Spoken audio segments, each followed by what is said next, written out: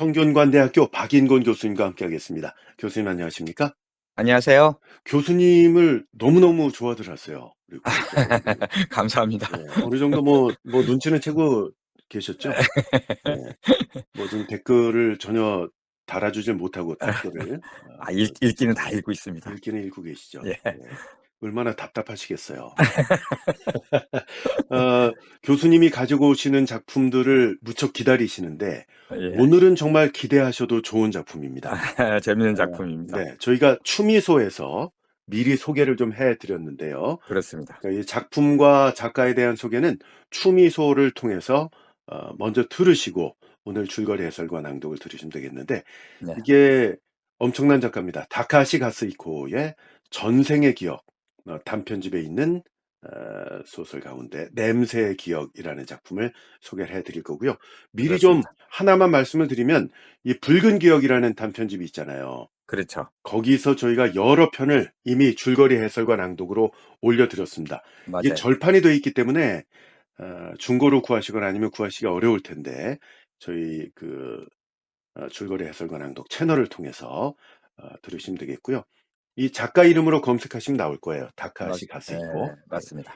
그리고 추미소에서도 말씀드렸는데 이분의 작품들이 우리나라에 좀 많이 번역되어 올 수 있도록 여러분들께서도 성원해 주시면 좋겠습니다. 그러니까요. 예. 네. 냄새의 기억 소개해 드릴 겁니다. 등장인물 어떤 예. 분들이 나오나요? 등장인물이 단편이기 때문에 뭐 많은 등장인물이 나오는 건 아니고요. 네. 일단 신이치라는 인물이 나오는데 네. 이제 40대 중반이에요. 음. 근데 도호쿠 지방, 동북 지방 이와테현 음. 모리오카 그쪽이겠죠. 예. 센다이 그쪽인데 도호쿠 지방 출신의 아주 유명한 배우입니다. 텔레비전에도 나오고 극단에도 배우도 하고 그런 것 같아요. 어. 근데 도호쿠 지방에 살다가 중학생 때 도쿄로 전학을 갔어요. 아하. 그리고서 40대 중반인 이제 나이입니다. 신이치. 네. 그리고 모리타 아저씨가 등장하는데 신이치가 도호쿠 지방에 살 때 유치원 시절에 그림을 가르쳐 준 화가예요. 아. 근데 막 돌아가셨어요. 지금 막 예, 돌아가셨어. 지금 막 돌아가셨어요. 예. 근데 오랫동안 이제 못 본 사이입니다. 네. 그러니까 못 본 유치원 사이고. 시절에 보고 오랜만에 그렇죠. 예. 예. 근데 결국은 만나지 못하는 거네요. 막 예. 돌아가셨다니까. 이제 막 돌아가셨다는 소식을 듣게 되는 거죠. 그렇군요. 그리고 사카모토와 아라카와라는 이 사람이 등장하는데 네. 둘 다 시니치의 어릴 적 도호쿠 지방에서 살 때 친구예요. 이 두 사람은 아직도 그 지역에 살고 있는 그 지역에 거고요. 살고 있고 예. 지역 유지같이 살고 있고 어허. 그리고 아라카와라는 친구는 특별히 이제 레스토랑 여러 개를 하고 있는 사장이고 성공했네요, 예. 고향에서. 그랬고 이 두 명하고는 계속 연락을 주고받은 사이예요, 시니치가. 네. 고향을 떠나왔지만 음. 그 친구예요. 그리고 우사기 선생님, 여자 선생님인데 네. 시니치가 어릴 때 다녔던 유치원의 선생님이에요. 음음.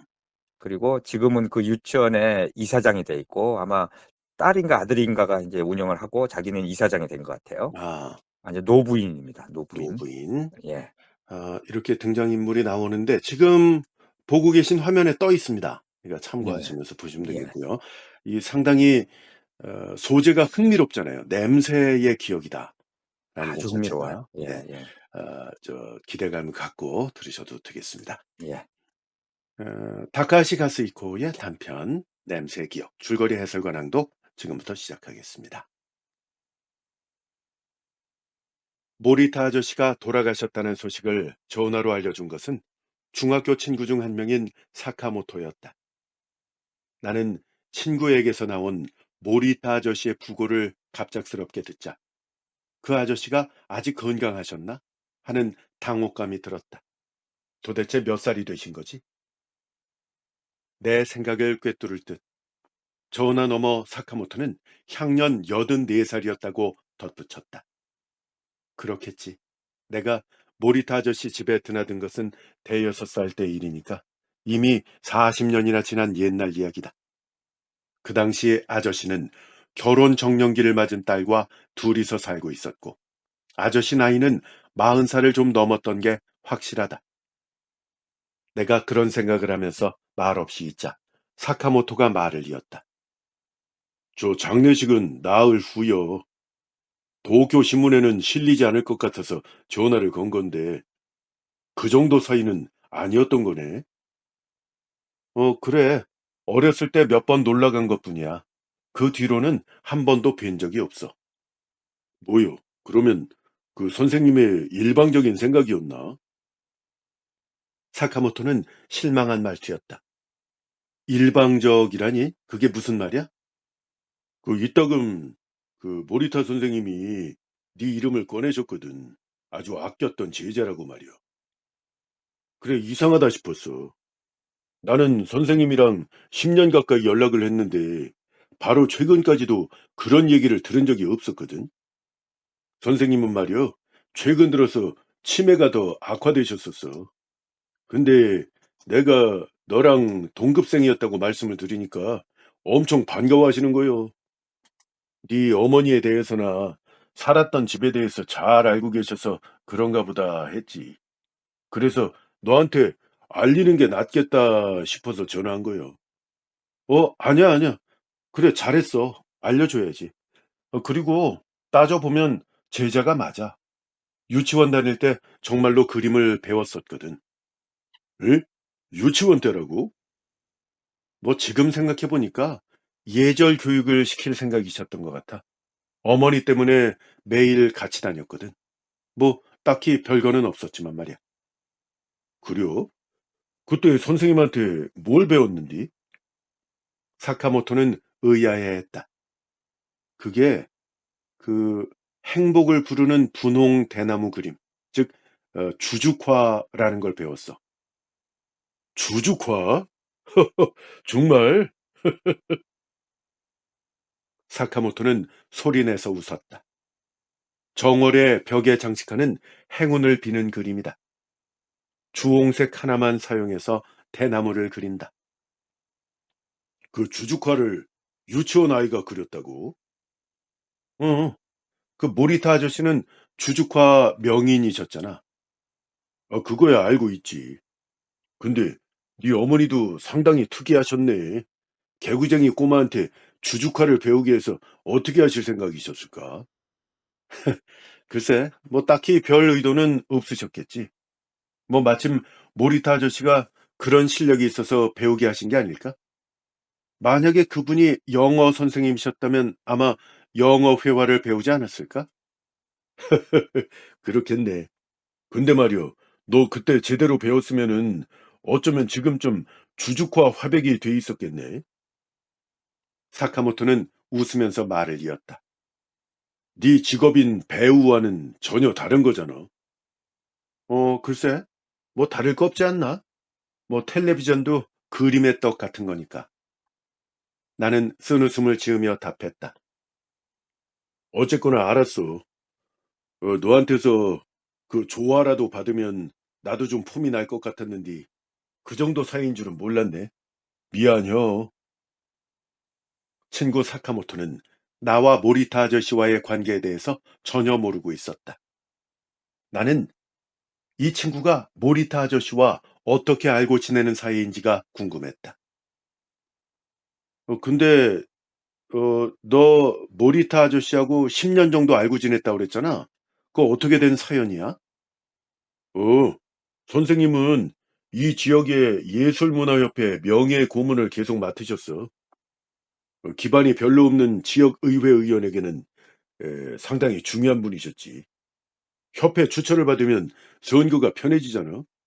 그래서 여러모로 선생님 댁에 몰려가곤 했는데 살고 있는 동네도 가깝고 그런 관계로 내가 이번 선생님의 장의 위원장을 자진해서 떠맡게 된 거요.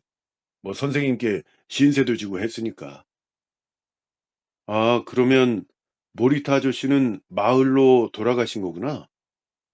아니, 선생님은 계속 여기 계셨는디? 그 말을 듣고 내 마음이 움직였다. 나는 그때 이미 몇 년 동안이나 고향에 돌아가지 않은 상태였다. 저 장례의 날짜가 언제라고? 나흘 뒤요. 그리고 화장은 내일 낮이고. 아, 그래. 그 장례식은 어렵겠는데 화장장이라면 갈 수 있겠어. 그래요? 그럼 온단 말이지? 내일이요? 응? 농담 아니지? 사카모토는 놀란 듯이 되물었다. 지금 하고 있는 일은 모레 밤까지 하면 돼.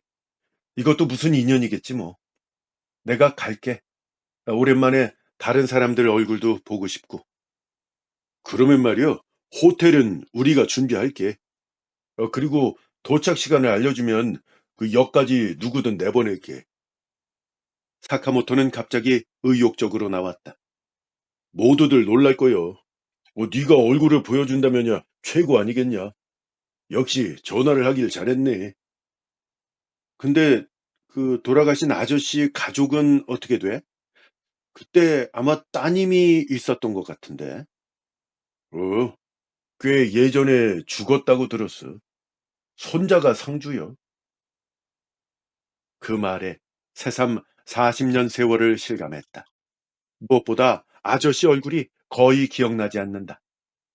그래서 화장장에 가는 것도 무의미하다는 생각이 들었지만 친구 사카모토의 들뜬 목소리를 듣고 있으니까 이제 와서 취소하는 것은 불가능했다.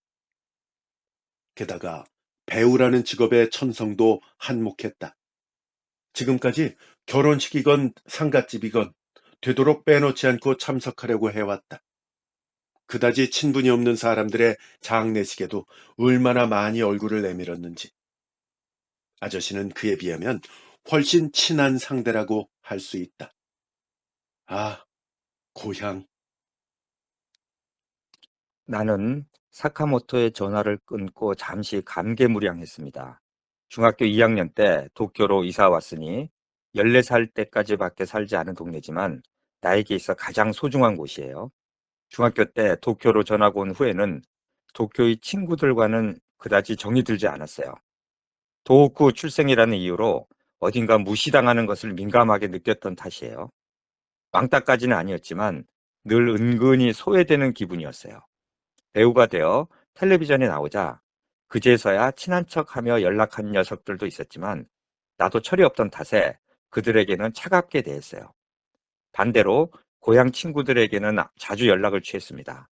내가 소속한 극단은 때때로 지방 공연으로 도호쿠에도 들렀어요. 그때 티켓 판매나 선전으로 신세를 지는 일이 많았던 것이에요. 친구들 모두 나를 따뜻하게 맞이해 주었어요.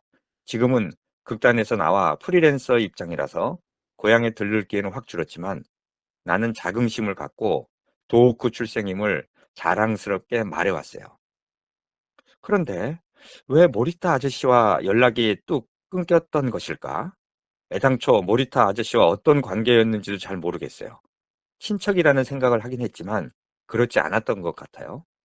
모리타 아저씨에 대한 자세한 것 하나 듣기 전에 어머니도 돌아가셨어요.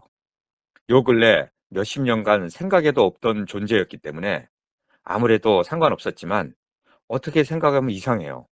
가족 모두 그렇게 친분이 있었던 사람 같은데 왜 그런 분과 연하장 한번 주고받는 일조차 없었을까?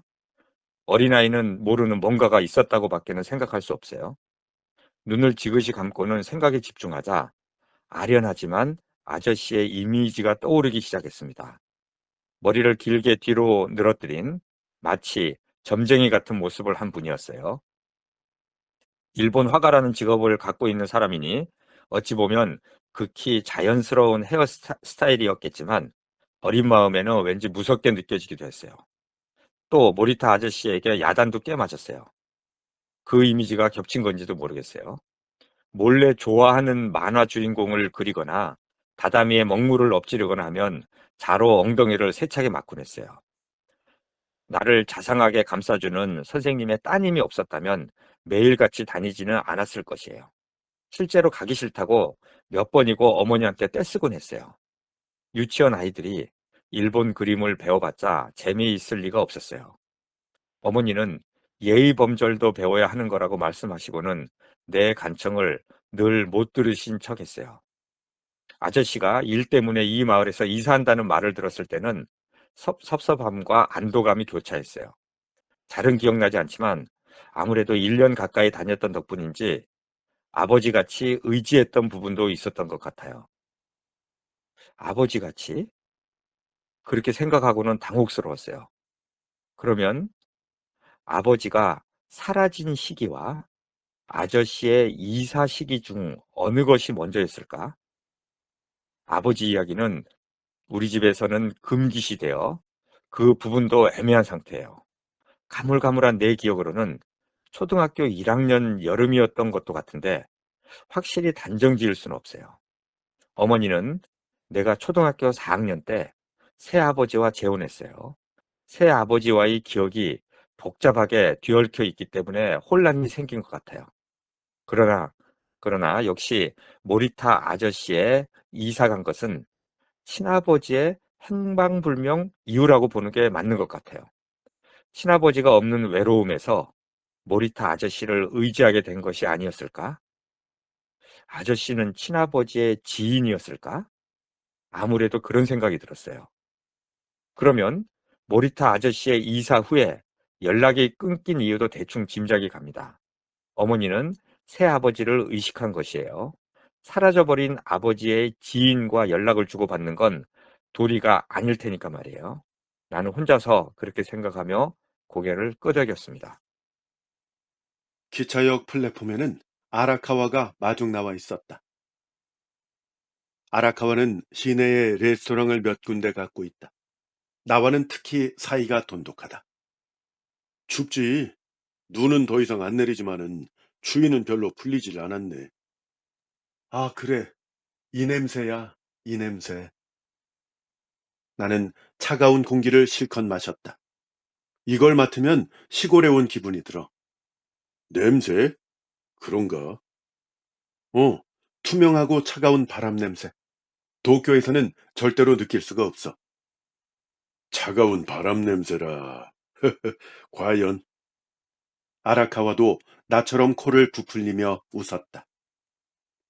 봄에는 꽃향기가 나고 여름에는 풀잎향이 나. 도쿄에 있으면 잊어버리지만 이 마을에 도착한 순간 그 냄새가 떠오르거든. 일본에서 가장 향기로운 동네가 아닐까?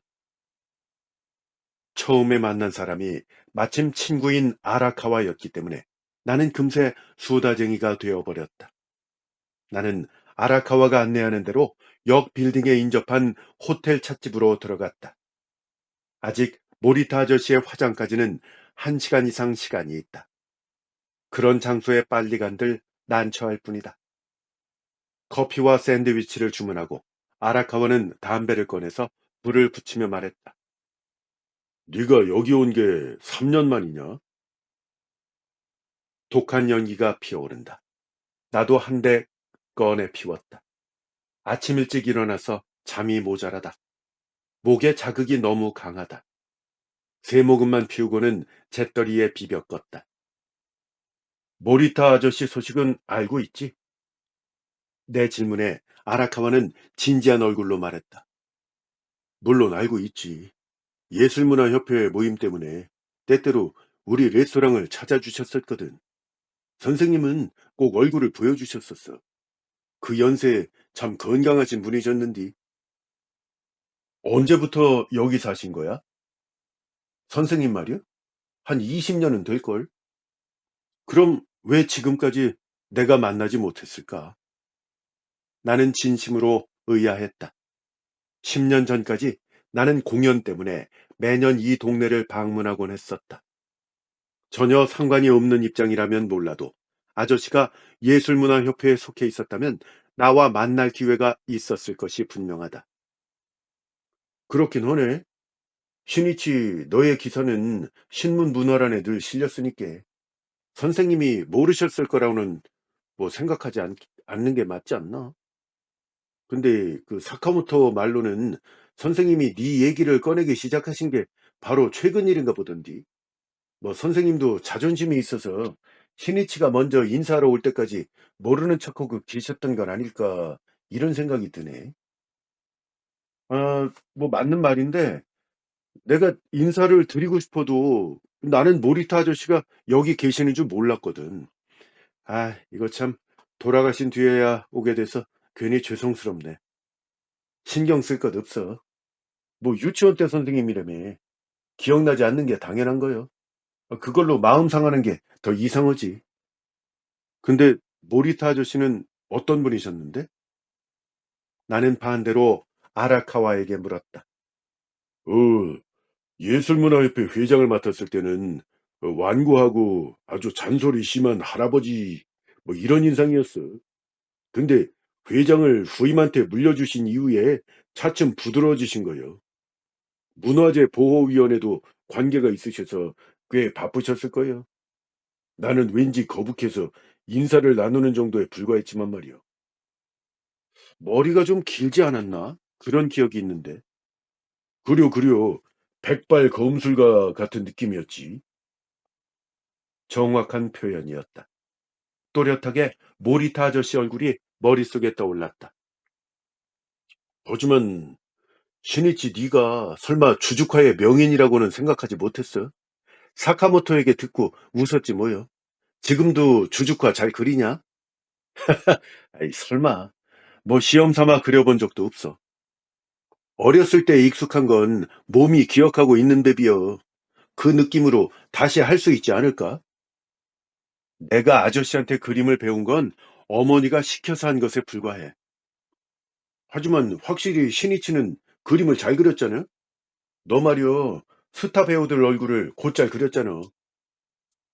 아니, 내가 자신 있었던 건 펜화뿐이야. 하지만 색을 칠하는 단계가 되면 잘 안 되더라고. 미술 성적도 별로였고, 만화 흉내내는 연장선상이었지. 난 어머니의 맹목적인 자식 사랑의 전형이야. 어머니는 내가 어렸을 때 상을 받았다는 이유로 화가가 될 수 있을 거라고 생각하셨나 봐. 그래서 아저씨한테 그림을 배우게 한 걸지도 몰라. 유치원 시절이었잖아. 어차피 엉터리 그림인 게 뻔한 걸. 신이치, 네가 상을 받았었다고? 어떤 상이었는디? 전국 미술 콩쿠르에서 금상을 받았었어. 근데 전혀 기억이 없다. 그저 그 얘기를 계속 들어서 나도 그림 재능이 있는 게 아닐까 하는 생각이 든 거야. 아니면 주죽화가 내 재능을 망가뜨린 걸지도 모르고. 그 일리 있네 그려. 아라카와는 복수했다. 어쨌거나 전국에서 1등이라는 건 대단한 거요. 한 가지 예능에 뛰어난 사람은 뭐든 할 수 있다는 걸 보여주는 거라고. 그 그림 꼭 한번 보고 싶네. 다음에 찾아보자고. 아니, 찾는 건 무리일 거야. 아니요, 아니요. 분명 쉽게 찾을 수 있을 거요. 아라카와는 단언했다. 이런 작은 마을 아이들이 뭐 전국 제일이 되면 상당한 화제가 되거든. 전국 대회였다며. 그러니까 신문에 뭐 기사나 사진이 나와 있을 것 같은데. 어, 그렇긴 하네. 나도 동조했다. 그걸 몰랐다는 게 이상할 정도다. 그러면 이 그림 도안이 신이치 기억에 없다면은 그건 기념으로 유치원이 보관했을 가능성도 있지 않겠냐? 너 다녔던 유치원 이름은 기억해? 나는 잠시 생각하고는 장소만 가르쳐 주었다. 아, 거기 말이요. 그려, 그려. 거기 지금도 있어. 그 원장을 알고 있거든. 이 잘하면 오늘 중에 찾아볼 수도 있을 것 같은데. 그래? 정말 찾을 수 있을까? 나도 흥미가 생겼다. 무엇 하나 기억이 나지 않지만 그 그림의 존재가 내 소년 시절에 큰 지지대가 된 것은 사실이었다. 어, 찾게 되면 특종이네, 특종이요. 오늘 밤 술자리에 기자들이 몰려올 게 분명하거든. 그렇지 않으면 적어도 화장장에서 너를 발견하고 금세 기자들이 달려올 거요. 선생님 화장장에는 매스컴 관계자들이 많이들 올 거거든. 아, 그래? 아, 이거 갑자기 귀찮아지는데? 나는 한숨을 쉬었다. 그것도 일의 일환이니까. 인터뷰에는 익숙해져 있지만 오늘만은 완전히 사적인 일이다. 주의를 개의치 않고 친구들과 느긋하게 한잔하고 싶은 심정이었다. 그때 체구가 작은 웨이트리스가 우리 자리로 다가왔다. 그리고 실례한다면서 가게 온 기념으로 사인을 좀 부탁해도 되겠느냐고 물었다. 나는 미소를 지으며 수락했다. 색종이에 사인을 하고 있자 주위 손님들 시선이 나에게 집중되었다. 미소를 지으며 보고 있던 아라카와는 웨이트리스에게 커피값 정도는 서비스로 해달라고 귓속말을 했다. 그녀는 점장님이 그렇게 하라고 하셨다며 고개를 끄덕였다. 나는 이럴 때가 가장 쑥스럽다. 나는 사인을 하면서 아라카와에게 물었다. 저 모리타 아저씨는 어디 사셨어? 괜히 멋쩍어서 얼버무리기 위한 질문이다. 어, 혼초 사셨어. 제일은행 근처. 어? 혹시 그 뒤쪽에 흑벽 광이 있는 집 말이야? 광 말이야, 광. 그려. 광이 있는 집 맞아. 진짜 오래된 집이요. 그러면 원래 집이 아닌가? 그것도 의외다. 그러면 이사할 때 팔지 않고 그 상태로 누군가에게 빌려줬던 것일까? 그러나 그 집에 사람이 살고 있었다는 기억은 나에게 없다. 늘 덧문은 닫혀 있었던 것이다. 어머니가 아마 팔고 멀리 이사 갔을 거라고 말씀하셨던 것 같은데 정말로 모든 기억이 애매하다는 생각이 들었다. 그 집 기억나? 어, 여러 번 그 흑벽 광에 갇혔었거든. 난 말썽쟁이 제자였나 봐. 노상 혼나기만 해서 그 광의 캐캐 묵은 냄새가 지금도 머릿속에 남아있어. 나는 사인한 색종이를 웨이트리스에게 돌려주면서 말을 이었다. 재밌는 광이었거든. 모리타 아저씨의 따님이 어렸을 때 읽었던 그림책, 또 장난감이 그 안에 있어서 전혀 무섭지는 않았었어. 일단 거기 갇히면 그림 공부를 하지 않아도 되거든. 그래서 일부러 그리지 말라는 만화를 그리고 거기에 갇히게끔 잔꾀를 부린 적도 있어. 무서워하는 척하고 말이지. 그려? 그럼 그때부터 너 배우 소질이 있었나 보구나. 근데 그 과학 말이야. 그대로 남아있을까? 나는 가슴이 먹먹해졌다. 정말로 곰팡내가 되살아난다. 광 창문에서 바라본 아름다운 저녁놀이 선명히 뇌리에 떠올랐다. 광에는 재미있는 물건들이 많이 있었다. 그림 견본을 위한 재료였을 것이다. 가면이나 인형도 벽에 걸려 있었다. 크레용이 빽빽이 채워져 있는 상자를 보고 가슴 설레던 기억도 있다. 마치 보석함을 발견한 심정이었다. 아, 정말 그립다. 이럴 줄 알았다면 아저씨가 살아계시는 동안에 찾아뵐 걸 그랬네. 흑벽 광이라는 말을 들은 것만으로도 이렇게 많은 기억이 되살아났다. 아저씨와 당시에 관해서 이것저것 이야기를 나누다 보면 사랑하는 아버지에 대해서도 분명 선명하게 생각났을 것이다. 아버지. 다시 가슴이 아파온다. 나에게 아버지는 빛바랜 작은 사진 속에 사는 환영의 존재일 뿐이다. 아버지를 유난히 따랐던 기억만은 남아있지만 뚜렷한 기억은 거의 없다. 어머니가 재혼하시는 바람에 친아버지 이야기를 꺼낼 수가 없었기 때문이다. 어머니도 사라져버린 어머니를 원망하셨던지 나에게 그만 빨리 잊어버리라고 하셨다. 다행히도 새아버지가 자상한 분이셔서 그다지 외로움을 느끼지 않고 자랄 수 있었다. 그것도 친아버지의 기억을 불식시키는 큰 요인이 되었지만 어찌됐건 진짜 친아버지임에는 틀림없다. 어머니도 새아버지도 모두 돌아가시고 난 다음 나는 친아버지에 대해서 생각하는 시간이 많아졌다. 그때마다 괴로워졌다. 자기 친아버지에 관해서 이름 정도밖에 모르는 아이가 나 말고 또 있을까? 친아버지의 본과와도 일찌감치 인연을 끊었다. 물론 찾을 생각이라면 얼마든지 친가를 알아낼 수 있겠지만 그건 어머니나 새아버지께 죄송스러운 일인 것 같아서 차마 못하고 있다. 그런 의미에서는 모리타 아저씨가 적당한 단서가 되었을 것이다. 자연스럽게 친아버지의 정보를 들을 수 있었을 테니 말이다. 그렇게 할 수 없었던 것이 참으로 유감이었다. 이런 생각을 하고 있는데 아라카와가 시계를 보고 나에게 갈 시간이 되었다고 재촉했다.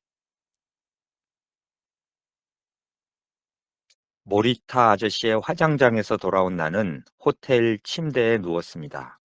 그렇게 많은 행렬 속에서는 유족과 제대로 된 이야기도 나눌 수 없었어요. 화장장에 놓여 있는 모리타 아저씨의 사진 얼굴에는 확실히 예전 모습이 있었지만 여든이 넘은 사진이라 그만큼 감개도 옅었어요. 게다가 기자들의 시선도 신경이 쓰였습니다. 그 자리에 있으면 말을 걸어 하찮은 질문에도 답을 해야 해요. 그래서 상주 인사가 끝나자 허둥지둥 분영을 마치고 아라카와와 일찌감치 자리를 빠져나왔어요. 시간이 있으면 내일이라도 댁에 방문하고 싶다고 사카모토를 통해 전해두었습니다. 도리는 충분히 다 했어요. 남은 건 저녁 술자리 때까지 호텔에서 기다리는 것뿐이에요. 나는 긴장이 풀린 탓인지 호텔방에서 졸음이 마구 밀려왔어요. 나를 눈부신 빛이 감싸고 있어요. 마음이 설레는 따뜻한 빛이에요. 나는 무심코 방긋 웃었습니다. 이건 꿈이에요. 여러 번 꾼 적이 있어서 꿈이라는 걸 금방 알 수 있어요. 기쁨으로 벅차올랐어요. 이 꿈은 늘 나를 행복으로 이끕니다. 친아버지의 존재가 느껴지는 꿈이에요. 아버지에 대해 오랜만에 생각했기 때문에 그것이 꿈이 되어 나타난 건지도 모르겠어요. 나는 땅바닥을 바라봤어요. 풀과 꽃까지 금색으로 빛나고 있어요. 거기에 늘 따라다니는 이 냄새. 어쩌면 마음이 차분해지는 냄새일 것이에요. 이런 냄새는 어디에서도 맡은 적이 없어요. 음식이나 풀 냄새와는 달라요. 나는 오늘이야말로 이 냄새의 비밀을 알아내리라 다짐했어요. 꿈속에서는 왠지 알 것 같은데 눈만 뜨면 전혀 생각이 안 나는 것이에요. 그때마다 초조해졌어요. 트럭이나 버스 배기가스 냄새나 혹은 접착제 냄새, 아니면 동네 과자점에서 팔던 젤리 냄새, 그것도 아니면 야구 글러브 손질용 기름 냄새 등 떠올릴 수 있는 냄새는 죄다 떠올려 봐도 어느 것 하나 일치하지 않았어요. 그래도 이 냄새가 행복감을 돋게 해주는 것만은 분명해요. 모처럼 꿈이라고 인식하고 있어요. 이 냄새에 둘러싸여 있는 동안 냄새의 근원지만 밝혀낸다면 고민할 필요가 없어져요. 나는 심호흡을 했습니다. 몽롱해져요. 해본 적은 없지만 혹시 마약 냄새가 아닐까? 아니야. 마약은 거의 냄새가 나지 않아서 사냥개를 이용해서 찾아낸다고 들었던 기억이 있어요. 이렇게 강력한 냄새라면 누구든 알아낼 수 있어요.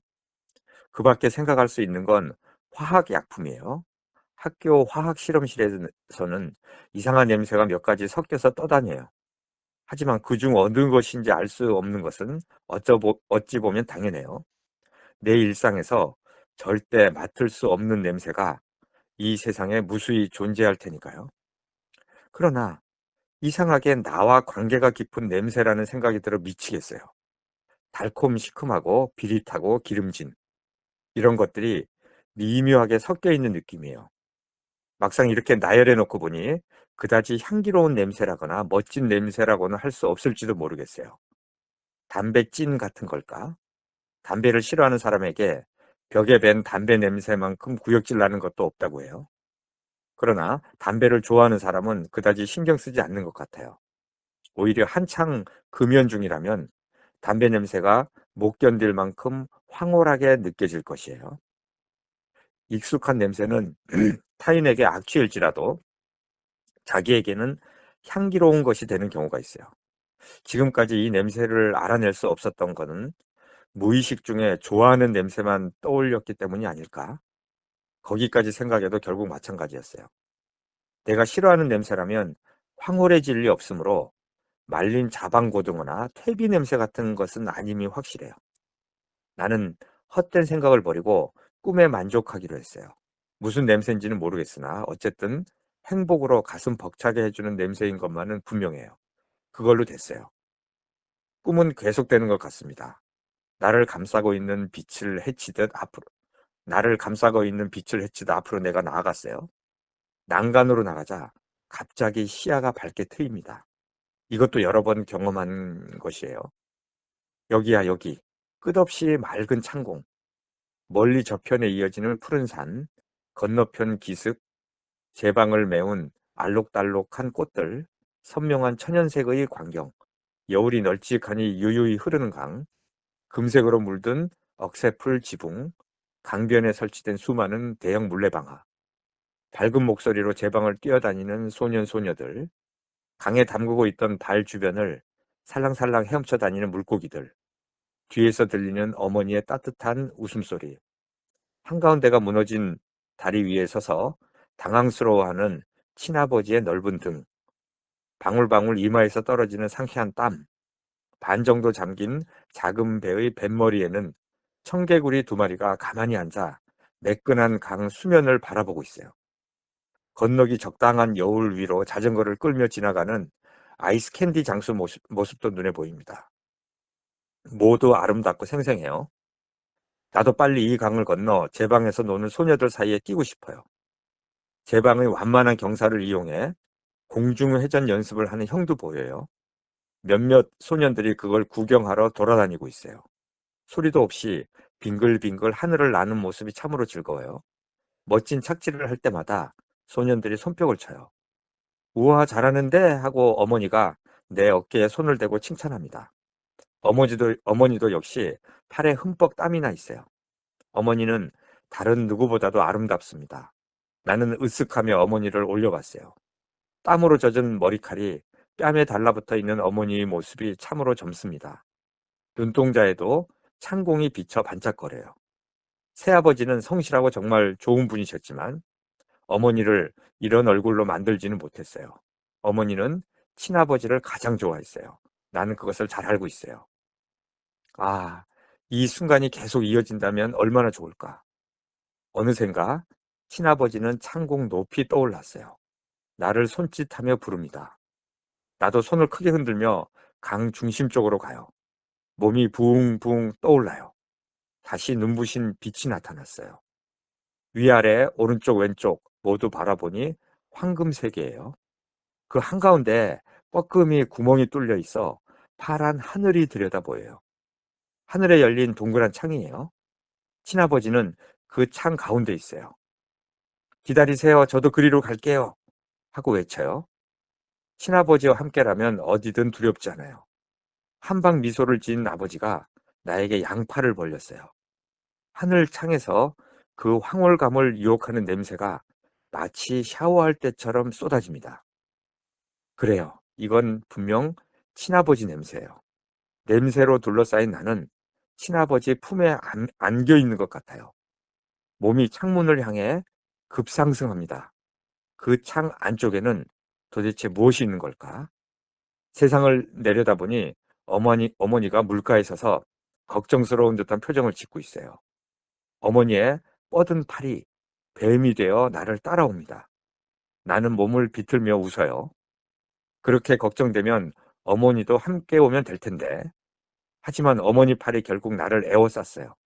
따뜻한 팔이에요. 나는 어머니 팔에 붙잡혀 안겼어요. 친아버지는 방긋하고 미소로 끄덕입니다. 나를 달래고 있는 것인지 친아버지는 계속해서 가면을 썼어요. 여우 가면, 원숭이 가면, 할아버지 가면, 상상 속의 괴물인 댕구 가면, 이런 가면들이 나타났다가 차츰 사라져가요. 나는 어머니에게 안겨서 웃으면서 계속 아버지를 바라봤습니다. 귓가에서 울리는 전화벨 소리 때문에 벌떡 일어났다. 황급히 수화기를 찾았다. 실내는 이미 어둠에 깃들어 있었다. 한 3시간은 잔 모양이다. 여전히 행복감에 취해서 멍했다. 아라카와한테 걸려온 전화였다. 좀 이르기는 한데 로비로 내려오지 않을래? 선물이 있거든. 선물? 그럼 그림을 발견한 거야? 그려. 1등에 뽑힌 것만 남아 있었어. 아주 잘 그렸던디. 어딘지 모르게 따스한 느낌이요. 알았어. 그 차 마시는 데서 기다려. 내가 그렇게 말하고 전화를 끊었다. 사실 조금만 더 친아버지와 어머니 추억에 빠져 있고 싶었다. 꿈을 머릿속에 똑똑히 새겨놓고 싶었다. 스웨터로 갈아입고 차 마시는 곳으로 내려가니까 아라카와는 고령의 부인과 한창 이야기를 나누고 있었다. 부인이 먼저 나를 보고 따뜻한 미소를 보였다. 아라카와가 그 부인을 소개했다. 저 인사드려. 여기는 사사키 이사장님이셔. 그 네가 다니던 유치원의 이사장님이셔. 지금 유치원 원장님의 어머니신데 너 뵌 기억 있냐? 글쎄 하고 나는 애매하게 대답했다. 신이치 네가 유치원을 다녔을 때 선생님을 하셨디야. 그래서 그림도 확실히 기억하고 계셨어. 근데 그 아이가 설마 너였다고는 생각하지 않으셨다대? 그래서 직접 모시고 온 거요. 만나 뵙게 돼서 반갑습니다. 부인은 나에게 반가운 얼굴로 말했다. 아, 네, 안녕하세요. 다행히 그림이 잘 보관되어 있었네요. 눈앞에 앉아 나도 고개를 숙였다. 근데 그림이 두 장이나 있었어. 두 장. 응? 한 장이 아니라 그림이 두 장이었다고?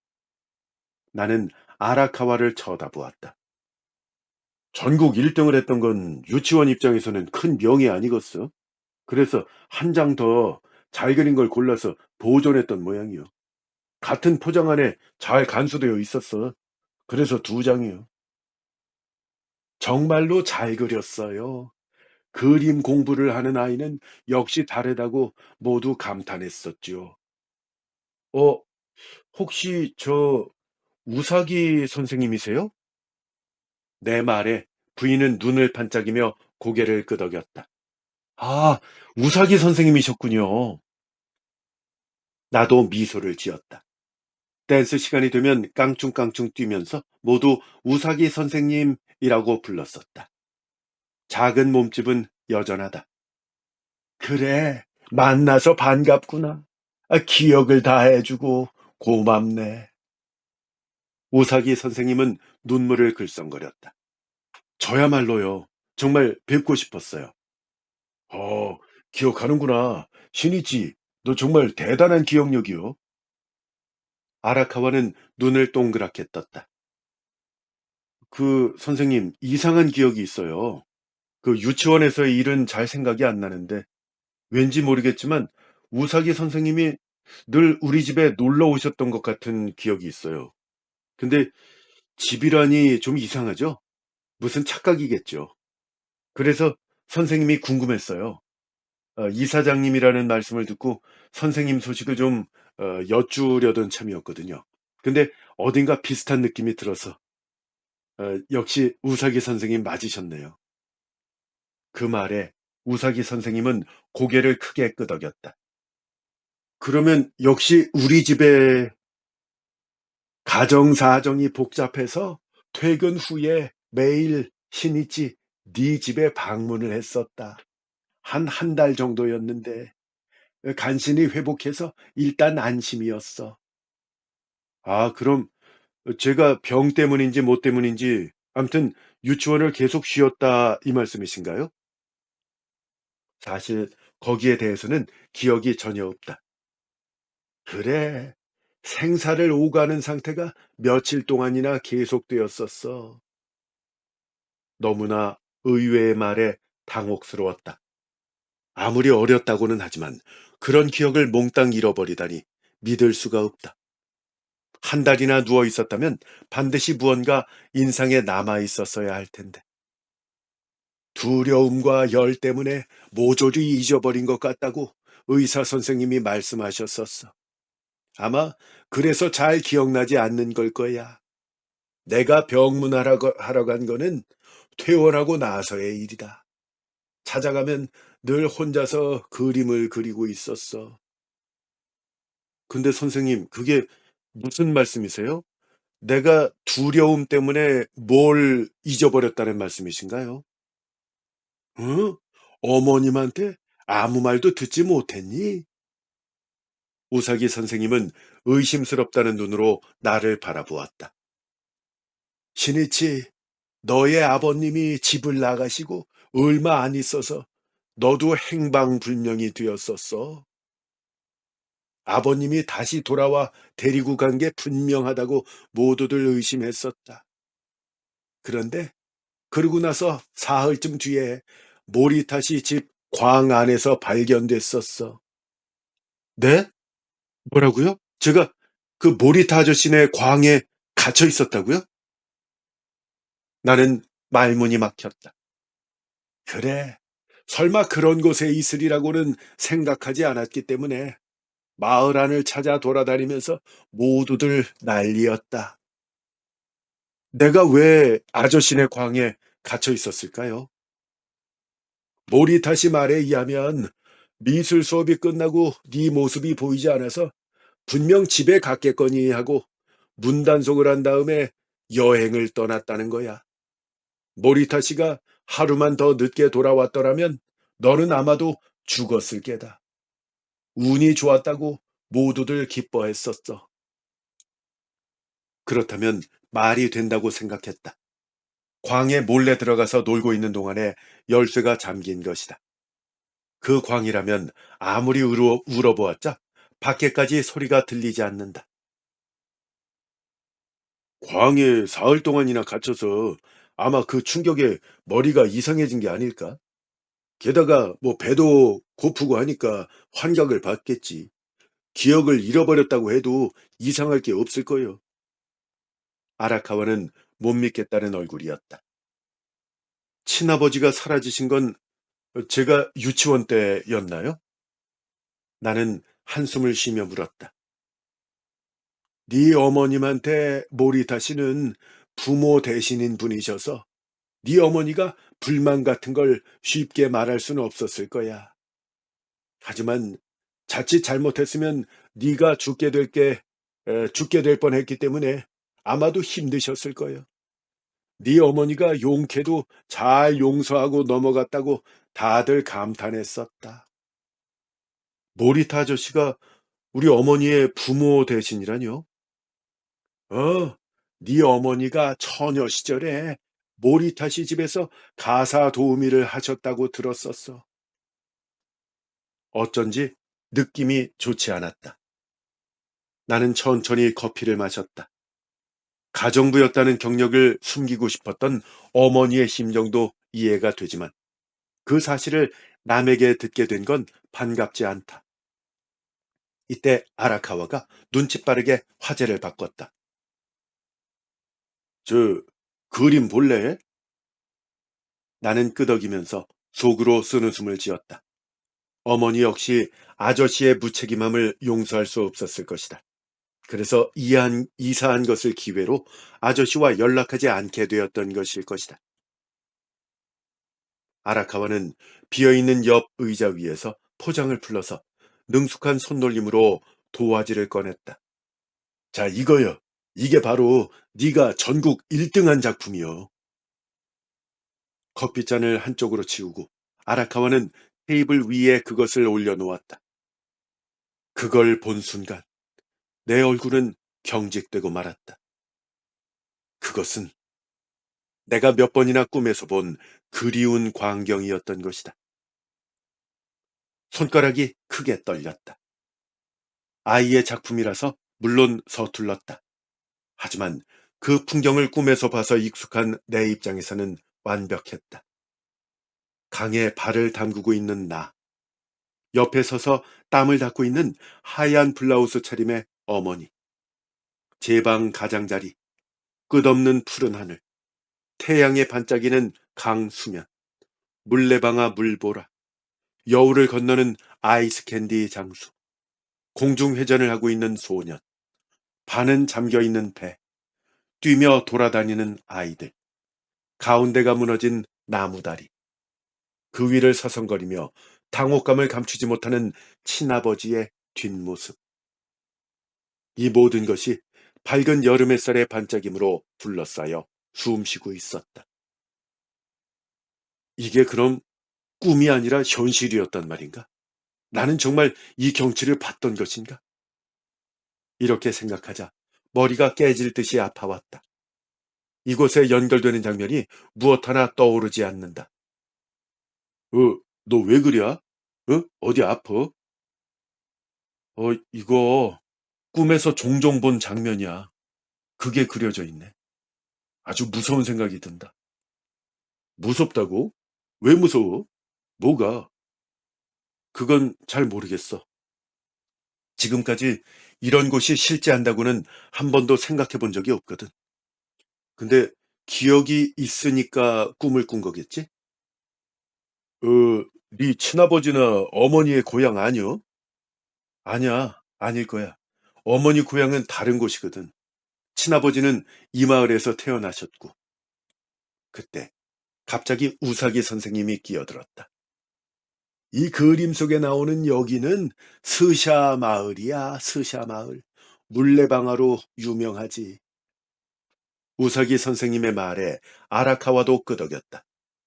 스샤 마을이라뇨? 내 질문에 아라카와가 대답했다. 스샤는 해안가에 있는 마을이요. 영화 무대로 나와서 최근에는 관광객도 많이들 찾게 되었는데 원래는 별 볼 일 없는 평범한 시골 마을이요. 차로 2시간이나 걸리고 말이요. 아니 그런 마을에 내가 왜... 그건 나도 모르지. 네가 갔던 거니까. 네 일이잖아. 아라카와는 어깨를 들썩이며 웃었다. 그때의 일은 기억이 나. 모처럼 전국 1등으로 뽑혔는데 아버님이 수상식에 참석하시지 않아서 신이치 네가 너무 힘이 없어 보였거든. 어머님은 아버지가 못 온 게 회사 일 때문이라면서 관계자들한테 양해를 구하셨지만 우리는 사실을 듣고 알고 있어서 네가 참 딱했어. 우사기 선생님은 조용히 말을 꺼냈다.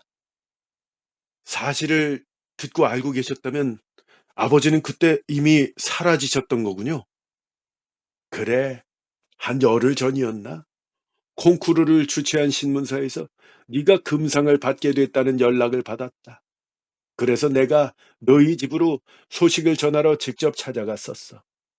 네 아버님은 매우 기뻐하셨단다.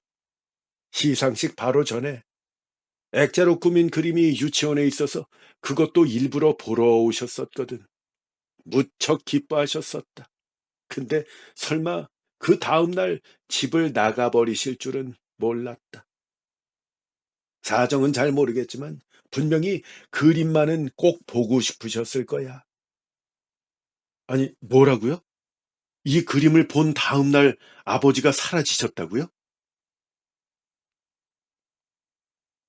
나는 기가 막혔어요. 심장이 두근거립니다. 나는 다시 한번 그림을 쳐다봤어요. 그리고 무서운 사실에 직면했습니다. 꿈속에서 줄곧 아버지라고 여기고 단 한 번도 의심한 적 없던 남자는 모리타 아저씨였어요. 틀림없어요. 얼굴은 안 보이지만 특징이던 긴 머리가 어깨까지 내려와 있었어요.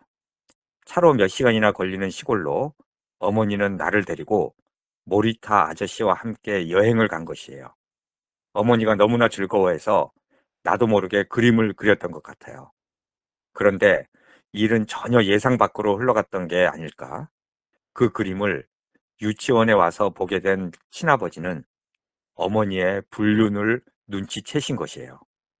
친아버지는 전기공사 회사 기술자였다고 들었어요. 긴 출장도 분명 많았을 것이에요. 아버지가 집에 안 계신 것을 핑계 삼아 어머니가 모리타 아저씨와 불륜 여행을 한 건 충분히 있을 수 있는 일이에요. 어쩌면 어머니와 아저씨의 관계는 가정부 시절부터였을지도 몰라요. 친아버지는 내 그림에서 모든 걸 눈치채고 집을 나간 것이에요. 그렇지 않으면 아들의 경사스러운 날에 참석하지 않을 리가 없어요. 내 상상은 자꾸 커져만 갔습니다. 어머니가 나에게 그림 공부를 시킨 것도 두 사람이 만날 시간을 벌기 위해서가 아니었을까? 나는 내 스스로 광 속으로 들어갔다고 생각했지만 원래는 하찮은 장난을 핑계로 갇힌 것이었어요. 그때는 대개 어머니가 모리타 아저씨와 함께였다는 기억이 나요. 나를 광에 몰아넣고 두 사람은 무엇을 했던 거지? 내가 친아버지를 좋아한 건 내가 그림 배우러 가기 싫어하는 내 편을 들어줬기 때문이에요. 하지만 어머니는 무료로 가르쳐주는 선생님의 호의를 저버릴 수 없다며 단호하게 그림을 배우러 가야 한다고 했고, 그것 때문에 어머니와 친아버지는 늘 말다툼이 끊이지 않았어요. 아마도 친아버지도 어렴풋이 눈치를 챘을 것이에요. 솔직히 말하면 어머니가 아저씨 댁 가정부였다는 말을 들은 순간 나는 내가 안 좋은 느낌이 든 것이 저변에 그런 의심이 스쳤기 때문인지도 몰라요. 내가 모리타 아저씨를 억지로 옛 추억에서 멀리한 건 나 역시 어린 마음에 뭔가 불쾌함을 느꼈던 탓일까? 나는 참으로 당치도 않은 장례식에 참석한 것이에요. 친아버지에게 모리타 아저씨는 분명 적임에 틀림없어요. 이런 복잡한 생각을 하면서 나는 그림을 테이블 위에 다시 올려놨어요. 어머니의 불륜 여행을 어린 시절 유일한 아름다운 추억으로 머릿속에 간직한 나 자신이 한심하기 짝이 없었어요. 진심으로 즐거워하는 어머니 얼굴이 내 착각으로 이어진 것이에요. 아라카와와 우사기 선생님이 눈앞에 없었다면 그림을 찢어버리고 그 자리에서 소리를 지르고 말았을 것이에요. 신이치, 이건 어때야? 이 그림은 기억에 있어? 아라카와는 또 다른 그림을 위에 겹쳐 놓았다. 나는 그 그림을 보고 비명을 간신히 참았다. 내가 왜 이런 그림을 그렸을까? 나는 우사기 선생님께 조심조심 물었다. 이건 제가 언제 그린 건가요? 그러자 선생님은 그건 네가 퇴원하고 집에서 쉬고 있을 때였어. 참 아름다운 그림이라서 내가 받아온 거야. 라고 말했다. 아라카와는 그림을 보고 계속 감탄했다. 아름답다고 하기보다는 정말 대단한데요. 아이가 어떻게 이런 그림을 그릴 수 있는 건지. 마치 종교 그림 같아. 아니면 초현실주의 그림이라고 해야 될까? 그림은 황금빛으로 채워져 있다. 그 빛 속에 나랑 덴구 가면을 쓴 친아버지가 태평하게 낮잠을 자고 있다. 잠든 내 얼굴이 대자로 뻗은 친아버지 팔에 얹혀 있고 참으로 행복해 보였다. 우리 주변에는 인형과 원숭이 가면이 몇 개 뒹굴고 있다. 그림 위쪽에는 동그란 창이 보이고 그만큼 푸른 하늘이 보인다. 창 안에도 친아버지가 있었다. 이건 역시 꿈의 세계와 똑같지 않은가. 나는 구역질이 나는 것을 간신히 참았다. 느닷없이 그 냄새가 되살아났기 때문이다. 꿈속에서는 황홀함을 주는 냄새였지만 막상 현실에서 떠올리니까 도저히 견딜 수 없는 냄새였다. 나는 물을 단숨에 들이켜고 구역질을 참았다. 식은땀이 이마에 맺혔다. 오한이 들기 시작했다. 왜 그래? 어디 아파? 미안한데 아무래도 몸이 좀 안 좋아. 나는 일어서서 화장실로 달려갔다. 못 참을 것 같았다. 생각이 떠오른 그 냄새가 계속 떠나지를 않는다. 화장실로 달려가자마자 토하고 말았다. 눈물이 계속 흘렀다. 나는 몸을 웅크리고 양변기를 계속 두드렸다. 모든 진상이 명확해진 것이다. 그 그림이 진실을 말해주고 있었다. 그림은 황금색으로 채워져 아무래도 추상적으로 보이지만 그건 현실을 그린 것이었어요. 그때의 기억이 생생히 되살아났습니다. 나는 봤던 것이에요. 우리에게서 멀리 떠나가 버렸다고 생각했던 친아버지가 실은 모리타 아저씨의 광 안에 숨겨져 있었던 것을 보고 말았던 것이에요. 친아버지는 광 2층 오래된 옷장 뒤에 잠든 채 숨겨져 있었어요. 그것을 본 나는 안채로 달려가 어머니와 아저씨에게 이 사실을 알렸어요. 두 사람은 놀라서 나를 따라왔고 사실임을 알고 어머니는 친아버지 이마에 손을 갖다 대며 아파서 여기서 주무시고 계신 거라고 말을 했어요. 그리고 나에게 낮잠에서 아빠가 깰 때까지 옆에 있으렴이라는 말도 덧붙였어요. 나는 긴장하며 끄덕였어요. 광 열쇠가 잠긴 건 그로부터 얼마 안 있어서였습니다. 하지만 무섭진 않았어요. 친아버지가 옆에 있었어요. 어머니도 광 밖에 있었어요. 옷장 뒤 틈새로 숨어들어 차가운 아버지 팔을 베개 삼아 계속 옆모습을 바라봤어요. 아버지가 있다는 기쁨으로 가득했어요. 아버지 몸에서는 그때까지 맡은 적 없는 달고 시큼한 냄새가 났어요. 광에는 전기가 켜져 있어 밤에도 무섭지 않았어요.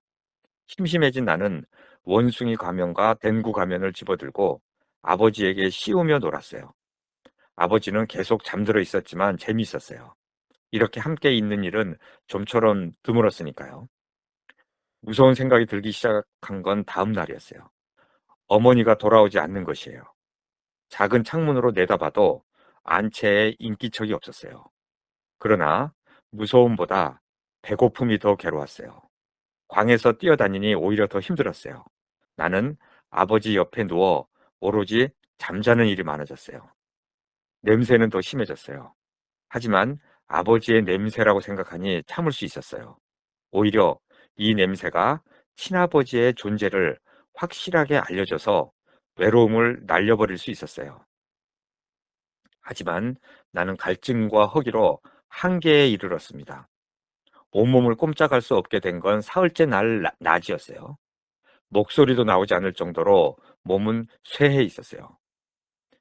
눈부신 빛에 둘러싸인 건 그때였어요.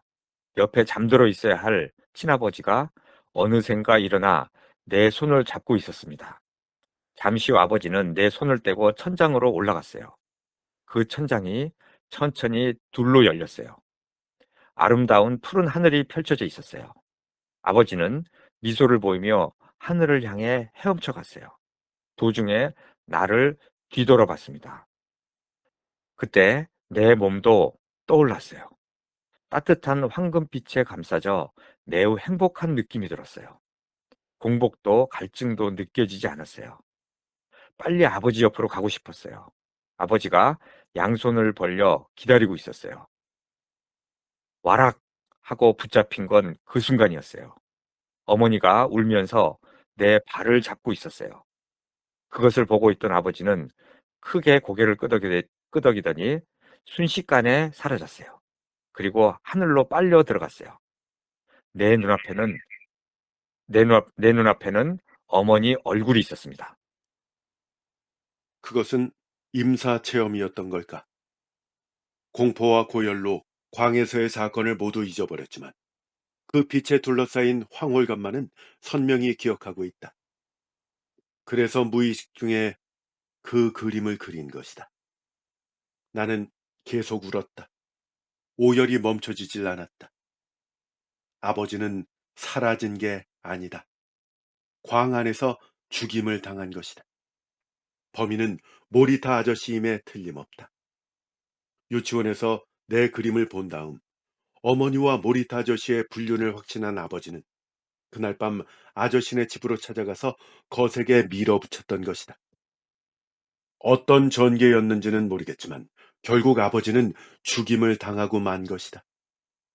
일단 아저씨는 친아버지의 사체를 광 2층에 숨기고 어머니와 의논하고는 행방불명으로 일을 꾸몄다.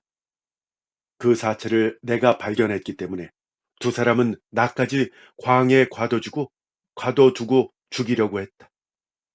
이후에 내 행방불명을 여기저기 알렸고 내가 광 안에서 굶어 죽어도 의심받지 않도록 아저씨는 여행을 떠난 것이다. 그런데 내가 살아나게 된 것은 일말의 부모된 도리로 어머니가 구해 주었기 때문이다. 공범자였기 때문에 어머니는 아저씨에게 책임을 추궁할 수 없었을 것이다. 이제야 모든 것이 앞뒤가 맞는다. 아저씨는 사건이 발각될까 무서워서 마을을 떠나 이사했다. 어머니도 역시 아저씨를 잊으려고 노력했다. 좋아하지도 않는 새아버지와 결혼을 하고 마침내 이 마을에서 탈출을 한 것이다. 어머니가 친아버지 이야기를 꺼내고 싶어 하지 않았던 것도 당연하다. 모리타 아저씨도 마찬가지다. 내 존재를 알고 있으니까 만나면 안 되는 것이었다. 만나면 무슨 일이 일어날지 몰랐다. 그렇게 나와의 관계를 계속 숨겨왔지만 결국 치매가 모든 것을 망가뜨렸다. 어쩌면 그는 내 친아버지를 죽인 것조차도 잊고 있었던 것이 아닐까. 이제 나는 어떻게 하면 좋을까? 어머니도 아저씨도 다 죽고 없다. 사실을 알아도 아무것도 할 수 없는 것이다. 그 냄새가 다시 피어난다. 그건 바로 친아버지의 사체가 부패해가는 냄새였음을 나는 그제서야 깨달았다. 그 냄새는 가장 두렵지만 그래도 나에게 있어서는 세상에서 제일 소중한 냄새였다. 예. 이렇게 소설이 아, 끝나죠. 충격적인 작품이네요. 아유, 충격적이에요. 네. 이 이 다카시 가스이코의 냄새의 기억이었습니다. 예. 이게 사실 앞쪽에는 빌드업이 쪼끔 뭐 평범하게 가잖아요. 평범하진 않았죠. 평범하지 않은가요? 근데 네. 이제 그림이 등장하면서부터 네. 인제 놀랍게 끝에까지 전개가 되죠, 아주. 이게 밑밥이 많이 깔려 있어요. 밑밥이 많이 깔려 있는. 예. 맞습니다. 그 아저씨, 예. 그 아저씨가 말하자면 치매가 악화됐다 이런 얘기가 있었고, 그렇죠. 예. 예, 그림을 배웠다. 예. 예, 그리고 뭐 이런 얘기들이 계속. 꿈의 이야기들 또 네. 꿈의. 그 예. 꿈의 이야기하고 맨 뒷부분에 나오는 뭐 하늘에서 뭐 이렇게 부르고 있었고 뭐 이런 거는 예. 환각이었던 것 같고요. 임사 체험이 아닐까라고 그렇죠. 작가도 예 설명을 하고 예. 있고요. 죽기 그리고 바로 직전이었죠, 고. 맞습니다. 예. 그 모리타 아저씨하고 연락이 뚝 끊겼던 이유, 예. 그다음에 아버지가 사라진 시기하고 아저씨의 이사 시기가 겹친다. 겹친다. 예. 예. 가물가물한 내 기억으로는 뭐 이러면서. 예. 이런 것들이 이게 작가의 가장 큰 매력 아닐까 싶은데요. 아유, 아주 이런 것들을 다 이렇게 엮어 가지고 네. 굉장히 궁금하게 만들어 주죠. 맞습니다. 예. 이게 히가시노 게이고도 마찬가지잖아요. 앞에 예. 던져 놨던 거를 다 하나하나 수거를 하고 '아 그래서 이렇구나.' 하면서 무릎을 탁 치게 만들죠. 그러니까 제가 이거를 몇 번을 읽어 봤거든요. 예. 근데도 빈틈이 상당히 없죠. 재밌고 네. 빈틈이 없어요. 교수님한테 간택당한 것 자체가 어 정말로 모든 기억이 애매하다는 생각이 들었다. 예. "그 집 기억나냐?" 뭐 이러면서. 예, 그리고 맞아요. "흑뼈 예. 광이다."라는 얘기 나오잖아요. 근데 그렇죠. 예. 아마 젊은 분들은 광이란 단어를 모를 거예요. 그러게. 그 예. 다락 뭐 이런 것도 잘 모를 거예요. 가락, 뭐 광 이런 건데 이 이게 아파트에 없는 거니까. 맞습니다. 그냥 창고 같은 거다. 그렇죠. 라고 생각을 하시면 예. 되겠습니다. 그리고 오늘이야말로 이 냄새 비밀을 알게 되면 좋겠다. 예. 이런 얘기를 했고, 어머니는 친아버지를 가장 좋아했고, 그리고 그 중간에도 한번 그, 꿈을 꾸지 않습니까? 예. 꿈을 꾸는데 거기 보면 어머니의 뻗은 팔이 뱀이 돼서 나를 따라온다 이런 얘기 아 있잖아요. 예예. 그러니까 하필 왜 뱀이 됐을까? 이게 어떤 뭐 간악했던 그런 그렇지. 과거의 예. 사건을 묘사하고 있는 게 그렇지만 아닌가. 나를 살려 주잖아요. 아니 살려준 게 아니라 당연히 그래야죠. 아이 죽이려고 그랬잖아요, 죽이려고 처음에는. 그랬던 예. 것 자체가 말도 안 되는 얘기죠. 모성은 그럴 수 없어요, 모성은. 이거는 그리고 뭐 그랬고 마을 이름도 나오고 예.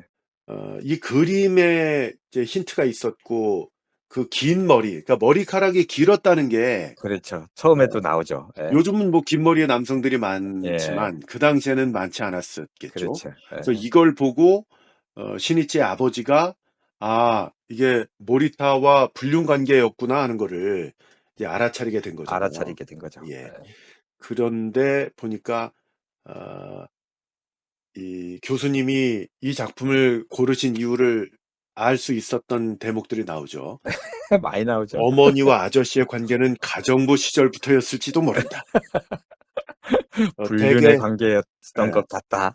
대개 어머니가 예. 모리타 아저씨와 함께였다는 기억이 난다. 예. 나를 광에 몰아넣고 두 사람은 무엇을 했던 거지? 예. 예. 그걸 굳이 뭐 물어보기까지 해. 아, 자문자답에. 그러니까요. 예, 뭐 요런 장면들이 또 이제 들어가 있어서 예. 교수님께 그 간택을 받게 된 계기가 되지 않았을까 싶은데. 이 역시 이 치불살은 진리죠, 진리. 네. 아, 질린다고요? 진리. 네.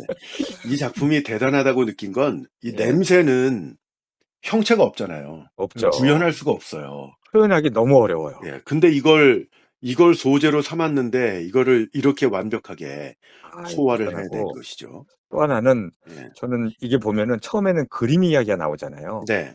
사실은 그림의 기억이라고 제목을 해도 될 것 같아요. 그, 아. 그랬는데 냄새의 기억이라고 있어서 아. 저는 계속 그림 이야기가 나오는데 왜 냄새가 여기서 튀어나오나 했는데 냄새가 훨씬 더 강렬하고요. 훨씬 그러니까 강렬하죠. 두 번째는 그림의 기억이라는 제목보다 예, 뭐라 그럴까요? 약간 그림은 약간 페이크 같은 느낌? 예, 예, 본질로 딱 따져봤을 때 예, 그런 효과도 좀 노린 게 아닌가. 예. 아, 그래서 그 그림 얘기가 나오는데 냄새는 곁다리로 나오는 것 같았는데 마지막에 냄새라는 게 네. 그러니까 엄청나게 중요한 부분이라는 이 걸 알았죠. 사실 여기서 묘사되는 그 냄새, 예. 그 냄새를 맡아본 사람은 사실 얼마 안 될 거 아닙니까? 얼마 안 되죠. 그런데 예. 상상 속에서 아마 이럴 것이다 하고 같이 인상을 찌푸리게 되는 거 아닙니까? 그러니까요. 이게 예, 바로 예. 작품의 힘이고 글의 엄청난 거죠. 힘이구나라는 예. 생각이 들고요. 이 추미소에서 듣고 오신 분들은 다 아실 텐데 이 작가가 고향이 이쪽이라면서요. 다카시 예. 야스히코가. 모리카와 뭐 이와테 네, 네. 이쪽 경북 지방 그래서 이분의 작품에는 그 배경이 그쪽 이야기가 꼭 들어간다라고 꼭 말씀해 들어가요. 예. 주셨는데 이 작품에도 여지없이 그렇죠. 들어가 있고 예. 예. 그리고 그림을 잘 그렸다면서요, 이분이 원래. 이분이 완전히 그림을 잘 그렸는지 모르겠는데 그림 연구가 연구가 미술사도 가르치고 예, 그래서 미술과 관련된 이야기들이 많이 있다. 많아요. 예, 굉장히 라는 많이 얘기입니다. 있어요. 뭐 미술 관련된 책을 쓸 정도였으니까. 그러게 말이죠. 예. 그래서 그 앞부분에 설명을 드렸습니다만 저희 이제 서브 채널 있잖아요. 예. 추미소. 예. 추미소로 찾아가서 들어가 보시면 이 전생의 기억 그리고 붉은 기억 이 두 권의 단편집에 대한 설명 또 이 작가에 대한 설명이 잘 들어가 있으니까 그거 지금이라도 아직 안 들으신 분들은 지금이라도 꼭 들어보시면 좋겠고요. 그 아, 안에 네, 잠깐 덧붙이면은 네. 짧게 이게 스토리를 줄거리도 좀 좀 해놔서 해놓으셨죠. 아주 맞아요. 흥미있으실 겁니다. 네. 들어보시면은 그래서 아마 이거는 책으로 꼭 읽어보시면 좋겠어요. 너무 좋은 작품들, 맞아요. 재밌는 맞아요. 작품들이 예. 많으니까. 맞아요. 그런데 안타깝게도 절판이 되었기 때문에 예. 중고로 구하실 분들은 구하시고 혹시 못 구하시는 분들은 예. 줄거리 해설과 낭독 저희 채널 네, 다카시 가스이코 검색을 하시면 여러 편이 이미 올라가 있으니까 맞습니다. 함께 예. 감상해 보시면 좋겠고요. 하나 더 덧붙이자면 그 얼마 전에 소개해 주셔서 그 센세이션을 불러일으켰던 작품이죠. 그 안구기담. 안국이담. 예. 요것도 이 도쿄에 와 있는 도쿄에서 생활하다가 동창생들의 전화를 받고 동창회를 가게 되죠. 그렇죠. 예. 거기서 자기가 잊고 있었던 그 어떤 사건에 대해서 기억을 또 되살리게 예, 되죠. 예. 그것도 기억 시리즈네. 그러고 아, 물론 이제 그러네요. 작가는 다른 분인데. 예. 예. 그래서 안구 기담 아직 못 들으신 분들은 꼭 한번 찾아보시고요. 엄청 재밌죠. 네, 예. 아울러서 박인권 교수님과 함께한 작품들만 재생 목록을 따로 만들어 놨습니다. 예. 그러니까 박인권 교수님의 팬이신 분들은 박인권 교수님 목소리만 계속 들으실 수 있어요. 수십 편이 올라가 있기 때문에 한번 쭉 그 어떻게 검색을 해서 들어가야 돼요? 재생 목록 칸으로 들어오시면 돼요. 아, 저희 재생목 채널에 들어가면은 재생 목록 교수님도 모르세요? 저도 잘 모르겠는데 유튜브 공부 좀 하세요. 이 댓글도 못 다는데 뭐. 답글만 못 다시는 게 아니고. 그래서 재생목록에 보면 재생목록이 여러 개 있거든요. 예. 거기서 박인권 교수님이라고 써여 있는 거를 예. 찾아서 들으시면 한번 플레이를 해놓으면 멈출 때까지 계속 아, 박인권 교수님 작품만 들으실 수 있어요. 교수님도 꼭 한번 해보세요. 예, 네. 알겠습니다. 다카시 가세이코의 충격적인 단편 냄새의 기억이었습니다. 박인권 교수님과 함께했습니다. 교수님 다음 시간에 또 뵙겠습니다. 안녕히 계세요. 함께 해주신 애청자 여러분 감사합니다. 안녕히 계십시오.